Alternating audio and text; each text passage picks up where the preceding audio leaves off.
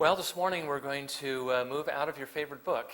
We're finally done with the book of Revelation, at least for now, although we will make references to it as we continue through the study.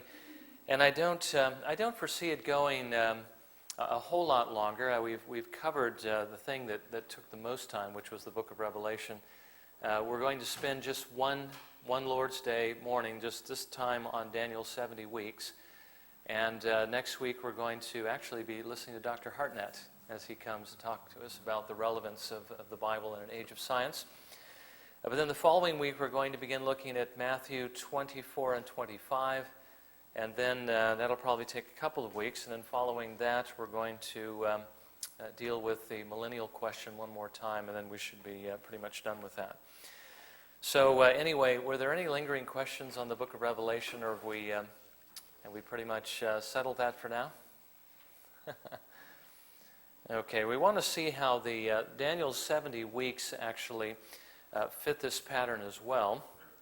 And what I want to do this morning is first of all give us a little bit of introduction to the book of Daniel. And then I want us to look a little bit at the context of the prophecy of the 70 weeks of Daniel. And then we'll look at those 70 weeks, and what we're going to see that they're really telling us about is a certain time frame between the issuing of a decree and the coming of the Messiah. The idea is the 70 years of exile are coming to a completion. Daniel seeks the Lord to know what's next on the prophetic timetable. The Lord tells him that he's ordained 70 weeks that will begin with the issuing of a decree to restore and rebuild Jerusalem. And at the end of 69 of those 70 weeks, Messiah comes. That would be very exciting, of course, for Daniel and others who would be reading that. But then as he makes a covenant with the people of Israel for the week, as it were, as he establishes the covenant of grace, he's cut off in the middle of the week, and that refers to his crucifixion. And then at the end of the prophecy, it refers to the people of the prince coming and destroying the city and destroying the temple. And that's something we've already looked at in the book of Revelation. So really at the end of the 70 weeks, we see the same event that the book of Revelation was referring to. So that's what we're going to be looking at in general. Well, as we get to the 70 weeks, I'll put perhaps a diagram on there that'll help us keep the numbers straight, because there are a few numbers we have to think about in this prophecy.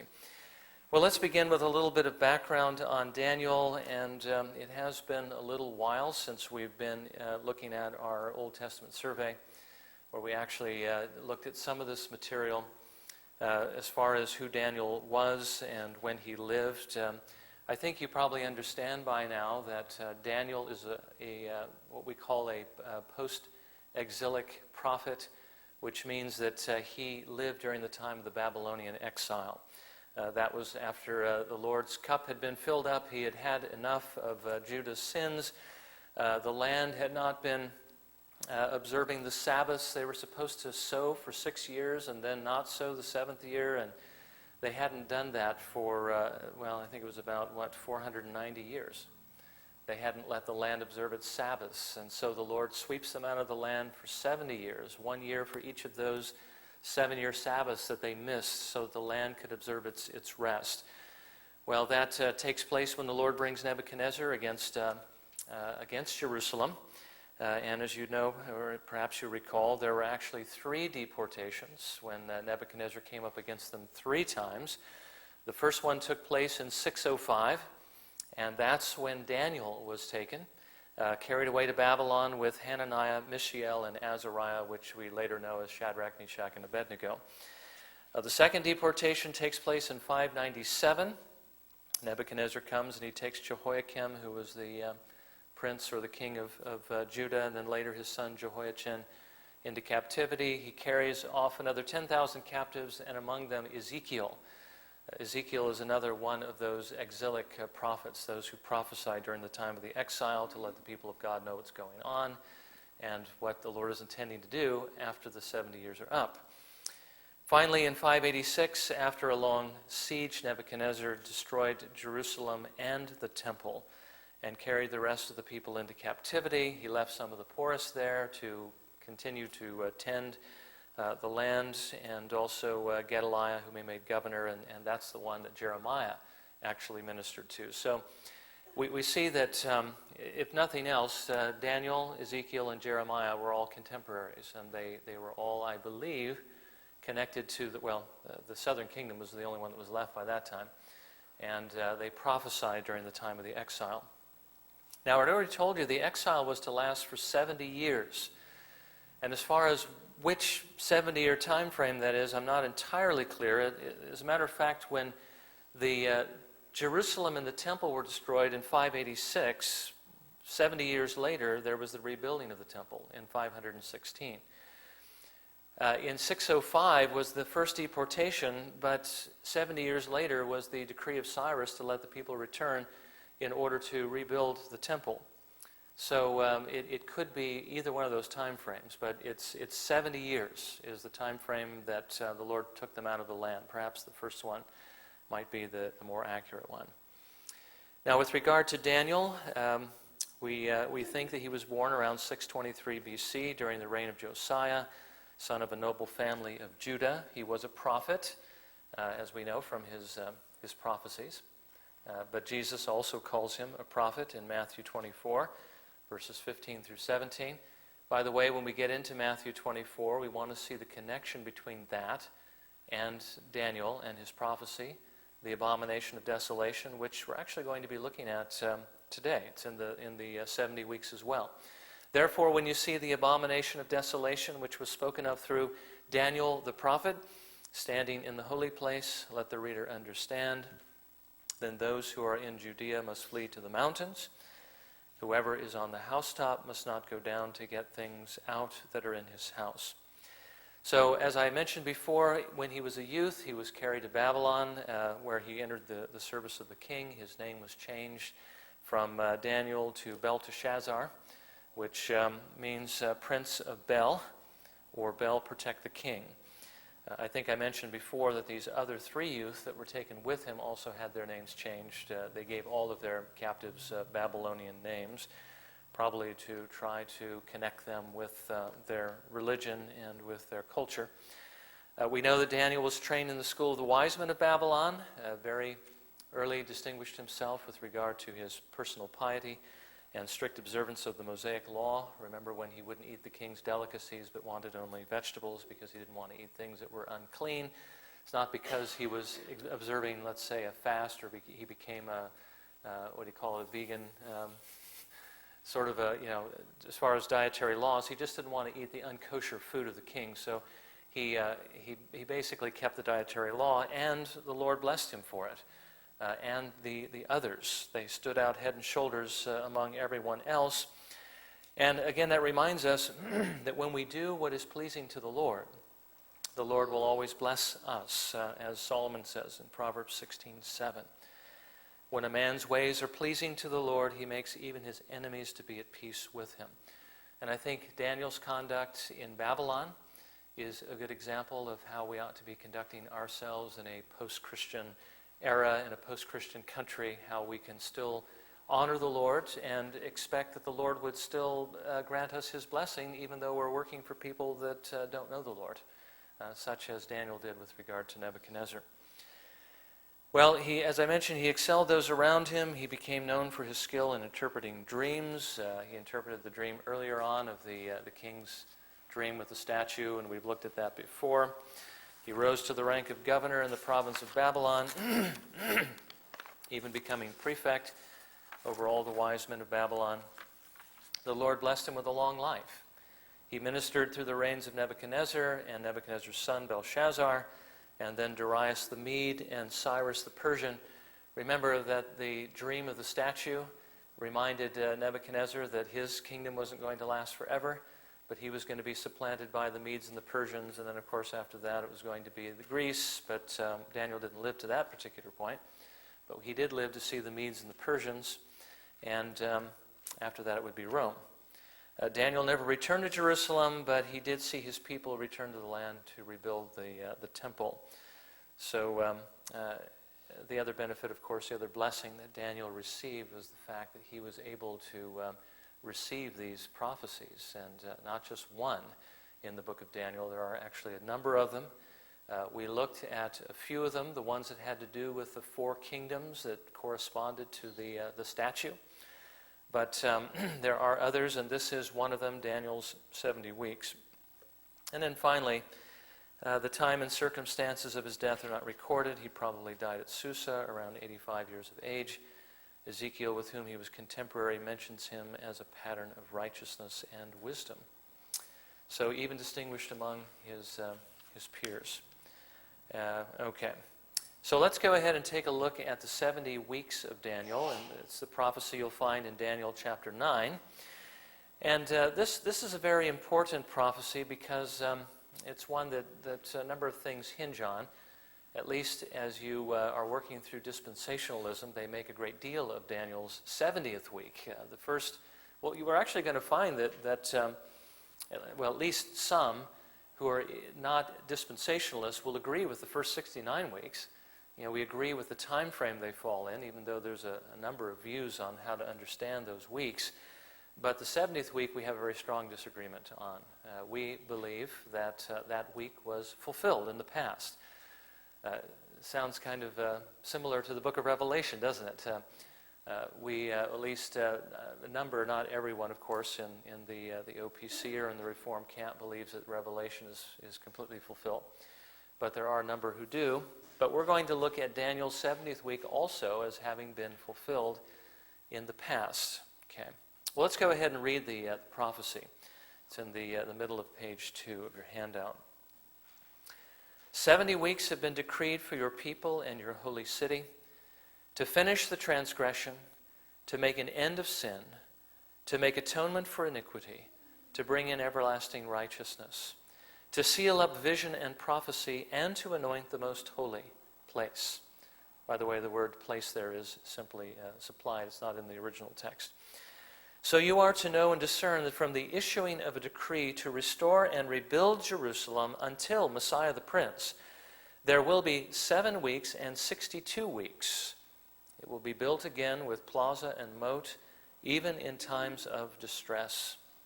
Then after the 62 weeks, the Messiah will be cut off and have nothing, and the people of the Prince who is to come will destroy the city and the sanctuary. And its end will come with a flood. Even to the end there will be war. Desolations are determined. And he will make a firm covenant with the many for 1 week, but in the middle of the week he will put a stop to sacrifice and grain offering.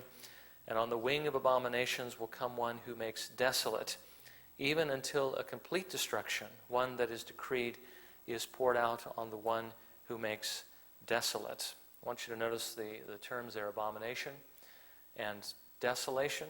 Okay? This is one of the places where the abomination of desolation occurs. All right. Now, in the context, Daniel, as he's reading Jeremiah's prophecy, apparently has access to it, realized that the 70 years that God had predicted for the people of God to be in exile was just about over. And so he sets his heart to seek the Lord until the Lord reveals to him what's really next on the prophetic timetable for God's covenant people. And in answer to his prayer, although I think in this case it may have been delayed somewhat, the Lord sent Gabriel with the message or with the answer. The 70 years of exile were indeed just about complete, but 70 weeks were about to begin that would issue in hope for Israel. Of course, it means it's going to issue in the coming of the Messiah. Now, I think if we understand the purpose of these weeks, because we're told in the prophecy what their purpose is, it'll help us, I think, get a better understanding of their time frame. Notice that, first of all, Gabriel says that they focus on the Jews and upon Jerusalem. That's what these 70 weeks have to do with. 70 weeks have been decreed for your people and your holy city. Okay, so your people are the Jews, your holy city is Jerusalem. Now, their purpose was basically threefold, even though there are 6 things that are mentioned here. It's typically understood that each of these is a pair being 2, and we've got 3 pairs here. And in each pair, both of the phrases or the clauses that are mentioned refer to the same thing. And what we have is what we call Hebrew parallelism. Should have thought of an example maybe to give to you. I know Job in the book of Job says something like, cursed is the day that I was born. Cursed is the night in which it was said that my mother has borne a child, or something like that. They put two phrases together, and they're both expressing the same kind of thing, and that is throughout the Psalms. You see that's quite replete, and you find that also within prophecy, because prophecy is often highly symbolic, like the poetry of the Psalms. Okay, so we have these three groups of two. The first one is to finish or to complete the transgression or the rebellion, and to make an end, not and, but an end of sin. In this case, to finish or to complete the sin. To end means to complete in this case. Not necessarily, well, in a certain sense, we might be tempted to group that one with the next pair. To make atonement for sin, to bring in everlasting righteousness. This one says to make an end of sin, to almost sounds like we're going to bring it to an end, we're going to do away with it. But it's not that idea as much as it is to complete or to finish the sins of Israel against God. Okay, that's the main idea. They were in exile, of course, for their sins against the Lord, and now they have yet to, as it were, fill up the cup of his wrath before he finally pours out his judgment on them. Okay. The second group of two, to make atonement for sin and to bring in everlasting righteousness. I mean, what does that sound like to you? To make atonement for sin, to bring in everlasting righteousness.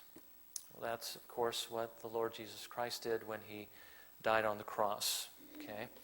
Then the third group, top of page 3, to seal up vision and prophecy, and to anoint the most holy. Now, I think the idea here is that, and I'm going to wrap it all together with, okay, let's just take a look at the summary of the message. Within this 70-week time frame, Israel is going to finish their transgression. They're going to fill up the cup of God's wrath. In other words, God's patience with them is going to come to an end. And the reason it is because they are going to reject the Messiah. I mean, what is it that God judged Israel for in 70 A.D., except the murder of his son, as well as the murder of all the prophets and everything else? So in their rejection of the Messiah, they are going to complete or finish their transgression against God. But at the same time they reject the Messiah, they're doing what God planned, which was to offer his son up as an offering for sin, to make atonement for our sins, and to bring in everlasting righteousness. So their rejection of the Messiah is going to equate to, or is going to equal, or is going to bring about atonement and salvation. And at the same time, as Christ, of course, is rejected and crucified, he has, through that, laid the foundation for our salvation. He has fulfilled everything that the Old Testament time of preparation was pointing to. If you remember the morning series of sermons on the history of redemption. The Old Testament, or the Old Covenant time, was basically a time of preparation for the Messiah. And there were many types and shadows and prophecies and things of that nature, right, that were actually given. So Christ, in his crucifixion, and of course the Jews crucifying him, actually fulfill all of these things. Okay. All right. So the idea is that as Israel would complete their transgression against God by rejecting Christ and crucify him, Christ would fulfill all the prophecies, types, and shadows in the ceremonial law, and he would seal up, as it says in our text, he would seal up vision and prophecy, and he would, through these 70 weeks, anoint the most holy. Now, the word place has actually been provided by the translators, but the word place is not there. I think it's probably an adjective that's there, because the word holy is adjective, and you have to supply what it is that's holy. Well, notice that in the book of Revelation, one thing we discovered was that God puts away Israel, and when he does, he destroys their temple, which is the holy place. But then he also anoints another temple, and that's the Lord Jesus Christ. He is the temple, actually. Christ, remember, says in John chapter 2, verse 19, "Destroy this temple, and in 3 days I will raise it up."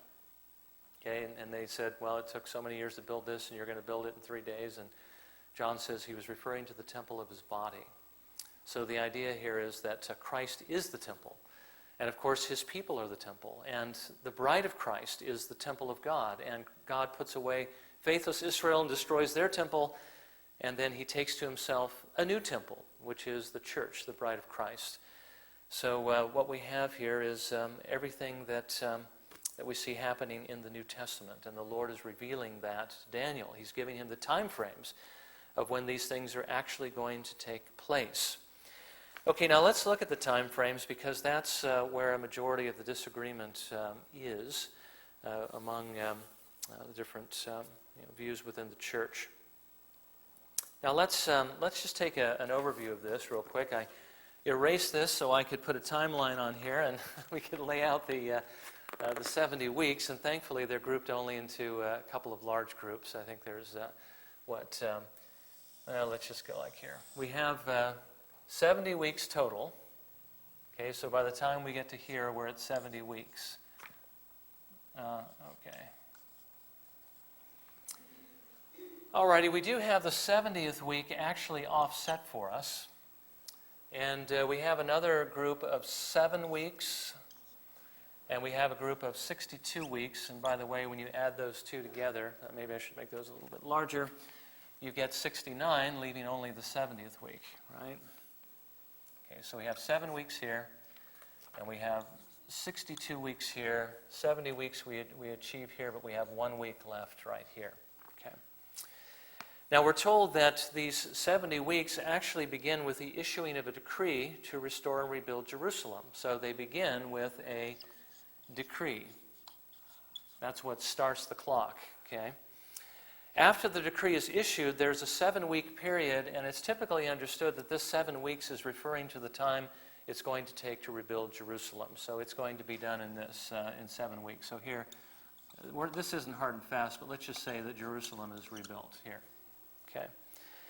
And then, after the 7 weeks, there's 62 more weeks until the coming of Messiah the Prince. So at this point, Messiah comes.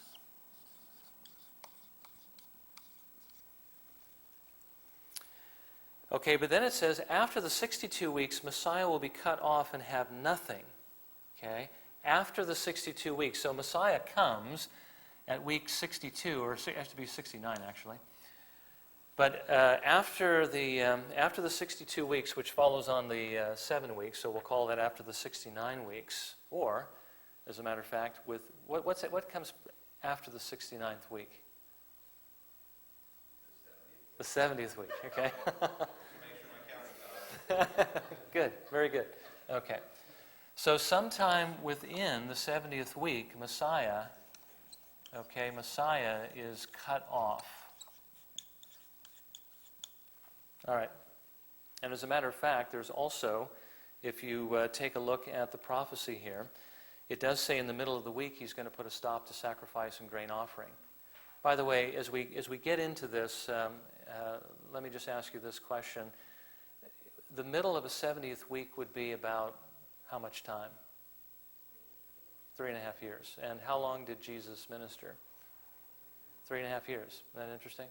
Okay, so you have a 70th week here. Middle of the week is 3.5. And it just so happens in the middle of the week, Jesus is crucified.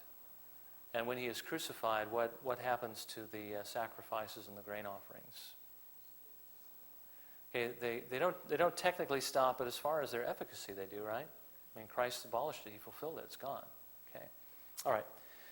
So then, one other thing, though, the prophecy talks about here, if you look in verse 27, actually verses 26 and 27, after the 62 weeks, the Messiah will be cut off and have nothing, and the people of the prince who is to come will destroy the city and the sanctuary. Okay, the city and the sanctuary, Jerusalem and the temple is going to be destroyed, okay, at least sometime after the 69th week, right? So we have out here also, and I think we can call it at this point 70 AD, right? Because that's actually when he does it. All right. Now, I think you understand that dispensationalism has a way of looking at this that we don't entirely agree with. And basically, they believe that, and let me just say at the outset, we agree with the first part of this. At least some people, some of us do. There may be some of us that don't, but I don't want to necessarily include you in my view until you're convinced of it, if that's the case. But they do believe that the weeks begin with the decree of Artaxerxes. And by the way, Artaxerxes is the name of the king, not a personal name, but a title. And so there's a lot of Artaxerxes and Xerxes, and so it's sometimes hard to keep them straight. But there was a decree of Artaxerxes that took place at the right time to allow Nehemiah to go return and rebuild the walls of Jerusalem. And as you know, it was built, as it says here, in times of distress. Read the book of Nehemiah, you'll see something of what that's like. The city is rebuilt after 49 years. By the way, I didn't mention that these 70 weeks are not to be taken as weeks like 7 days. But it's typically believed that the 70 weeks, a week is a group of 7 years. So if a week equals 7 years, then you have 70 weeks equals 490 years. Sorry about that. Board wobbles, is that right? Okay. All right, so the city is rebuilt after 49 years, seven weeks, so 49 years. And then Messiah comes after another 434 years. Okay, so this time frame would be 434 years, and altogether I think it's 483. Yeah, it looks right. Okay, so 69 weeks equates to 483 years. Okay, and that'll be important in just a minute. Okay.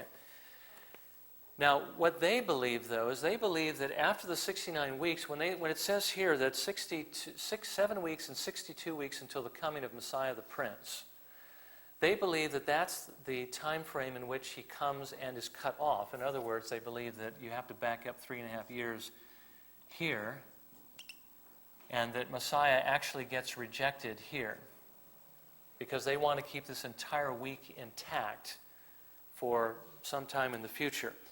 So what they believe is that once Messiah presents himself, and they would believe that would be at the 69 weeks, that the coming of Messiah the Prince, they believe, is when Jesus actually comes and presents himself to Jerusalem as her king, when he comes riding in on the donkey and so forth. They reject him. Now, what they believe is that takes this 70th week and projects it into the future, and that the 70th week is something that will take place sometime in the future, and that's going to be the 7-year tribulation period. Okay. Now, so far, between the rejection of the Messiah and this 70th week, there's, 2,000 or so years that have spanned that time frame. So they believe it's still future. There's a 2,000-year gap in here. Okay. And I think you already understand something of, let's make this now, this was the 70th week. But in their view, the 70th week, the 7 years, is the tribulation period. I'm getting a little bit low here. I hope you guys can see that. Tribulation period. That the prince who comes and makes a covenant with Israel for 1 week is the Antichrist, who comes and makes a covenant with Israel to rebuild their temple in the 7-year period. That they're actually going to rebuild the temple. But then in the middle of the week, he's going to set up the abomination of desolation within the temple, and that's going to usher in the Great Tribulation. So the 7-year tribulation is divided between just what we might call the trib, beginning of the trib, and then what we call the great trib, the Great Tribulation, which is those 3.5 years. Okay, then at the end of the 7-year period, Christ returns, second coming, and then we have the millennial period, and at the end of that, the great white throne judgment, and then the eternal state. Okay. Now, I just said that just so you'll know that this view that I've just mentioned here is the primary view. It's the main view within the church today, okay, within broad evangelicalism. And perhaps most, if not all of you, may have come from a background like that. Okay. I went to a college that taught this view. Okay. Now we're going to look at what I call a more biblical view. And that's of course, could be pejorative and a little bit biased, but that's the way it is. I think it is more biblical. Now, I think we can agree with the first part of this, 70 weeks, as I mentioned, are 70 groups of 7 years, 490 years. They begin with a decree to restore and rebuild Jerusalem, and they end with the coming of the Messiah. Now, in 457 BC, Artaxerxes, okay, this is 457. This is going to be a little bit confusing, I suppose, but I put BC here. Okay, Artaxerxes issues a decree allowing Ezra to return to reestablish Israel's national polity and law, which paved the way for Nehemiah to return in 445 to rebuild the walls. This is the decree that begins the countdown to Messiah. Okay, it's the one that fits the time frame. Now, it's interesting that Jesus begins his ministry in about 26 AD, and that's 483 years. I told you the 69 weeks is 483 years. If you start with 457 and you add 483 to the coming of the Messiah, you end up at 26 AD. That can be confusing sometimes because BC is like negative, like on the negative timeline, negative integers. So it's 457 all the way to 0, and then the difference between the 483 and the 457 comes out to be the 26 years AD. Okay, so that would take care of the 7 weeks and the 62 weeks. From the issuing of this decree at 457, Messiah comes in 26. I'm going to say here 26 AD. All right. By the way, I did break this down a little bit more. He was actually born in 3 BC. We know that Jesus was about 30 years of age, Luke tells us, when he began his ministry. If he was born around 3 BC, then in 26, he would be around 30 years of age. Okay. And when Jesus began his ministry, interestingly enough, in Mark 1:15, one of the first things he says is this: "The time is fulfilled, and the kingdom of God is at hand. Repent and believe in the gospel." Now, what do you think he was referring to when he says the time is fulfilled? Now, he may not have had just this in his mind, but certainly this was a part of it. The time was fulfilled for Messiah to come and to do his work. And certainly, if we have a prophecy that tells us from the issuing of the decree to the coming of Messiah is, the 67 weeks and 62 weeks, he's certainly referring to that time frame as well. Now, we also know that his earthly ministry lasted for about 3.5 years. After that, he was cut off. Remember, our text tells us after the 62 weeks, Messiah will be cut off. After the 62 weeks puts it into the 70th week, remember? Okay. So let's just enlarge on that right now, and we'll say this is 69 is here, and 70 ends here. After the 62 weeks, which includes the 7, Messiah is cut off, and that, of course, puts it somewhere in this time frame, somewhere in the 69th week, or in the 70th week. It's after the 69 weeks. Okay. Now, I do think that this other part here that talks about the fact that in verse 27, "And he will make a firm covenant with the many for 1 week, but in the middle of the week he will put a stop to sacrifice and grain offering." Okay? So in the middle of the week, which we mentioned before would be 3.5 years, that corresponds very well with what we've seen so far. Messiah comes, he begins his ministry at 30, which is in, 26 AD. And then in 30 AD, he would be crucified in the middle of the week after 3.5 years of ministry. And that's what actually puts an end to the sacrifice and grain offering. It stops the Old Testament sacrificial system, at least with regard to its effectiveness. Now, notice in number 5 here, that's lower Roman 5, small 5. After Messiah is cut off, the people of the prince who is to come will destroy the city and the sanctuary, and its end will come with a flood. Even to the end there will be war. Desolations are determined. Now here, as I mentioned before, dispensationalists believe that the prince who is coming, let me ask you this question. Who do they believe the prince is that's coming? Right? The Antichrist. Okay.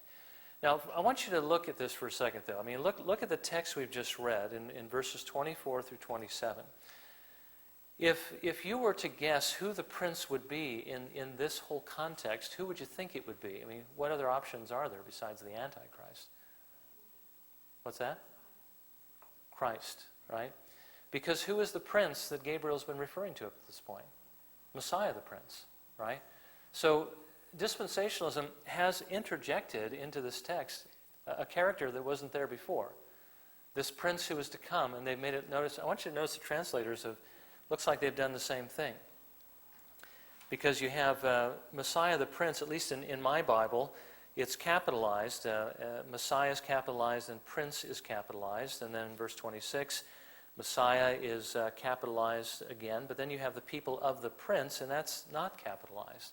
Even though it is the prince, it should still be capitalized if it's still referring to Christ. The translators believe that this was not referring to Christ. But there's really nothing in the text that would indicate that it is not referring to the same prince that was referred to earlier, who is, of course, the Lord Jesus Christ. Okay, so who is the prince who is to come? Well, in the context, it's Messiah the prince. He's the one that Gabriel's been talking about up to this point. He's the one who's going to make a firm covenant with the many. Okay, in verse 27, the he is referring to the prince who is coming. They think it's referring again to the Antichrist, whom they've really just introduced to this text for no other reason than their theological bent. They're disposed toward that. But the text itself is referring to Messiah the prince, and he is the one who is going to make this firm covenant. He is the one who's going to put a stop to the sacrifice and the grain offering in the middle of the week. And of course, we believe that because of the sacrifice of himself. That's what it means that he is cut off after the 62 weeks. We pass 62, which is with the 7 makes 69. After the 69 weeks, he is cut off. He's cut off in the middle of the week. Now, that certainly is referring to the Messiah. But this other passage fits perfectly with that idea, with that conception. It's after the 69 weeks, in the 70th week sometime. He makes a firm covenant, but in the middle of the week he cuts off or puts a stop to the sacrifice and the grain offering. And by the way, you do know that when Jesus died on the cross, there was a great earthquake. And the veil that separated the holy place from the Holy of Holies, the one that only the high priest could go through once a year on the Day of Atonement, that veil was torn from top to bottom. It was a very thick piece of cloth. I'm not sure exactly how thick, but no human hands could tear it. It was that thick. But it was torn all the way in half, showing us that the Old Testament sacrificial system was now fulfilled and abolished, even though the Lord allowed it to continue for the next 40 years while he gathered his people out of Israel before he brings judgment in 70 AD. Okay, he still stopped its efficacy. They were not forgiven of their sins by continuing to worship through those animal sacrifices once Christ made his sacrifice. Okay. Now, notice the last thing, though, that's here. Who are the people of the prince that will destroy the city, Jerusalem, and the sanctuary or the temple? They are the people, they're called the people of the prince.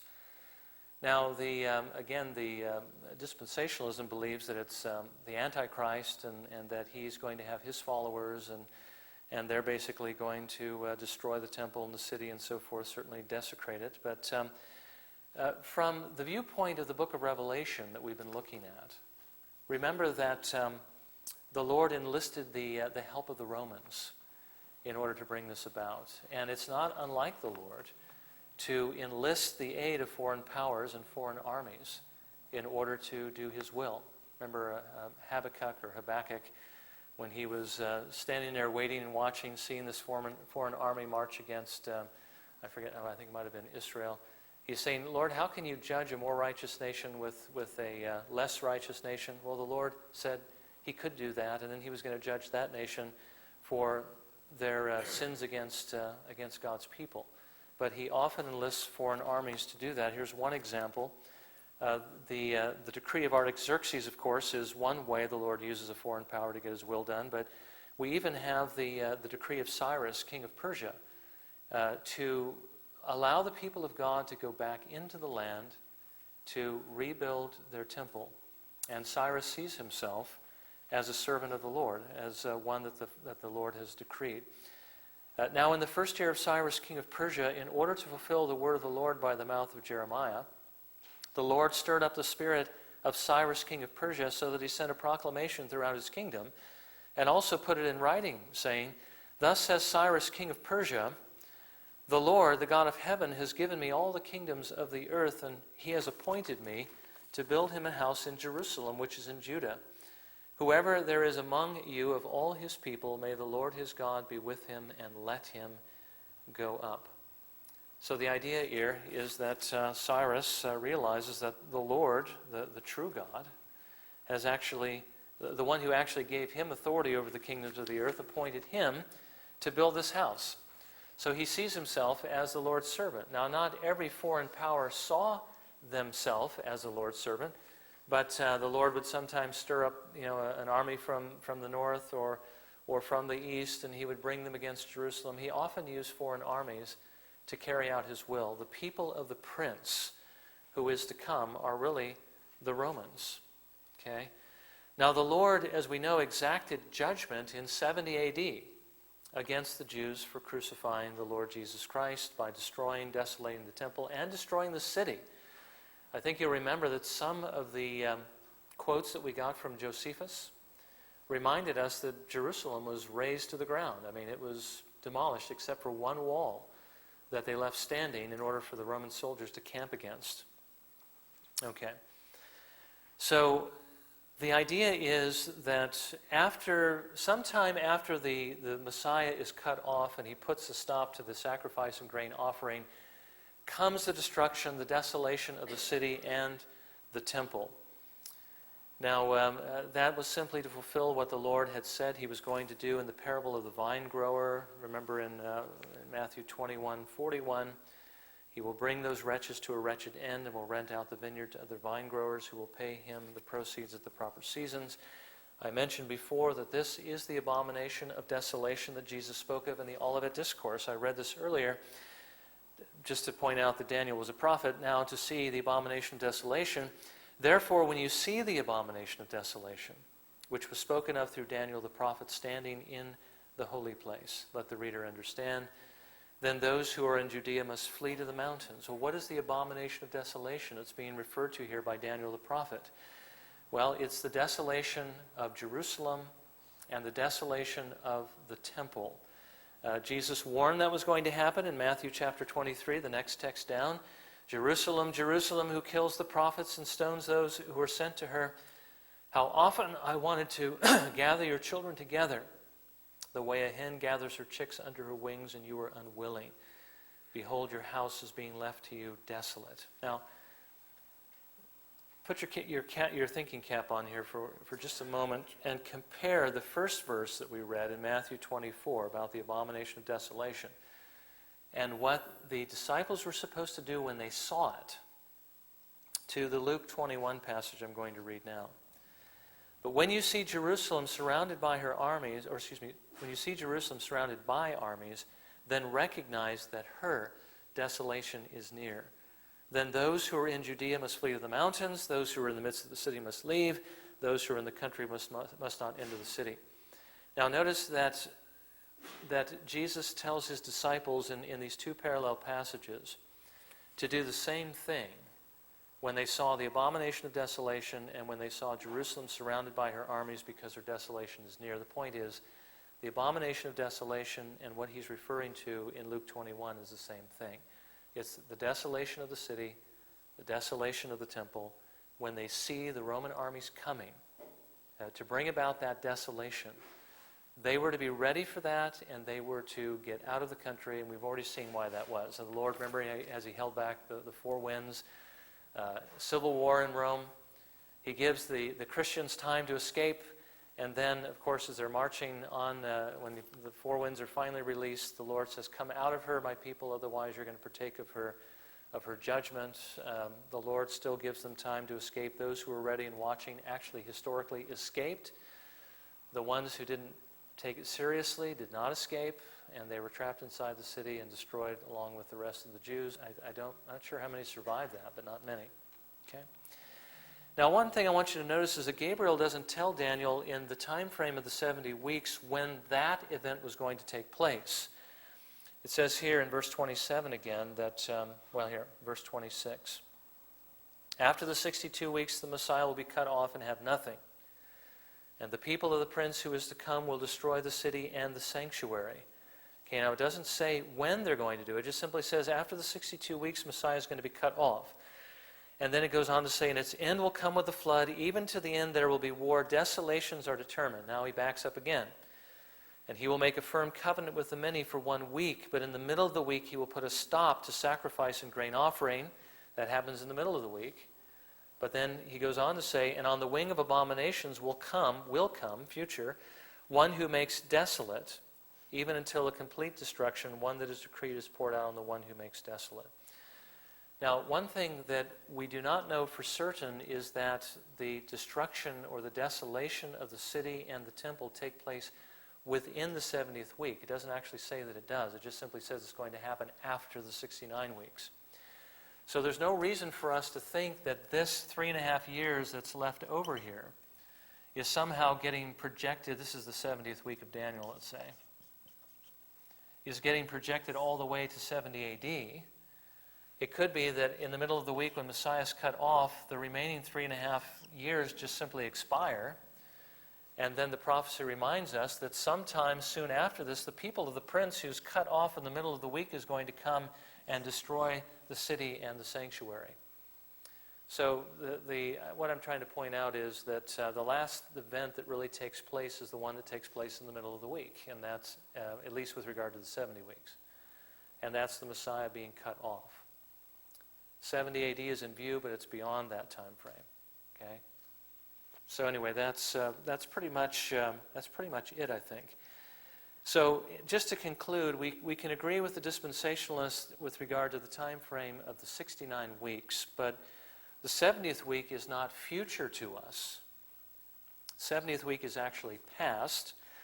It was the week in which the Jews, of course, finished filling up God's wrath in sinning against him. They completed their transgression when they crucified the Son who brought in everlasting righteousness, who put a stop to when he put a stop to the sacrifice and grain offering. That's when he actually sealed up vision and prophecy, because he fulfilled all of that by the sacrifice of himself. And then beyond that time frame, of course, 40 years later, after the Lord had gathered his sheep in from the lost sheep of the house of Israel, then he brought judgment on the Jews, a definitive judgment when he takes the kingdom away from them and gives it to another nation that will produce its fruit. Okay, so that's pretty much the 70th week of Daniel. Not future, this is the main point. The 70th week of Daniel is not future. The 70th week of Daniel was fulfilled right after the 69th week. It's done. Okay. As far as the Antichrist and all that people see as a future thing, that's also past. The person who takes the place of God was very likely the Caesars. They stood in the place of God and so forth. And so anyway, I just wanted you to see how this fits in what we've seen with regard to the book of Revelation. Okay. The book of Revelation isn't future, it's really past. This 70th week is not future, it's also past. And the emphasis in both cases is judgment against Jerusalem for their rejection of the Messiah. God is putting away that people, putting away the unfaithful bride, taking to himself a faithful bride, anointing the most holy, anointing Christ is his taking of the new bride, because Christ's body is his bride, and the New Testament church is the temple of God. It is the most holy place. So, anyway, I think that's pretty much it. Does anyone have any questions? Well, I understand that the 70 AD, the actual destruction of the city of the temple was not necessarily 70 weeks. What was the rabbinic understanding of the 70 weeks? Because it seems to me that if the 7 and the 62 were kind of straight weeks of years, the rabbis could have been counting down those that were faithful, not that all were. Or those Jews that were faithful could say, well, we got 69 weeks, and then the Messiah, they don't understand cut off, obviously, or at least a lot of the faithful ones would have using cut off. But Well, have just been able to count them down? Of course, there would be one difficulty, and the question would be is when is the decree? By hindsight, we can see which one it was, because there were a number of decrees that had to do with the walls of the city, the building of the temple, and so forth. So they would have had some difficulty there. But the other difficulty would be that the idea that even if they had known, when Jesus actually did come, he performed the signs that only Messiah could perform. His life fulfilled things that he had no control over, at least if you considered him just to be another person, where he would be born and so forth.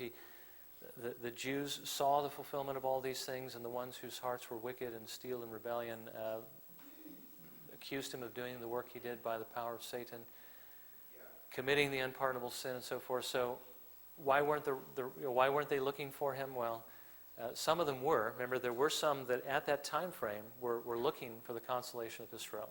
Anna, yeah. But it was a very small group of people, and it was even revealed, I think it was to Simeon, that he wouldn't die until he saw the Lord's Messiah. So there were some who understood the time frames. Some, they knew generally what time Messiah was going to arrive, but as far as the rabbis were concerned, most of them, even when they saw the signs in front of their eyes, still rejected him. They weren't too concerned about that. But as far as the rabbinic tradition, I don't know exactly what that is. I forgot about the variable start point of the decree, that there wasn't an obvious, perhaps that during the time frame of 70 weeks, that it was perhaps obvious that it was. Yeah. Greg?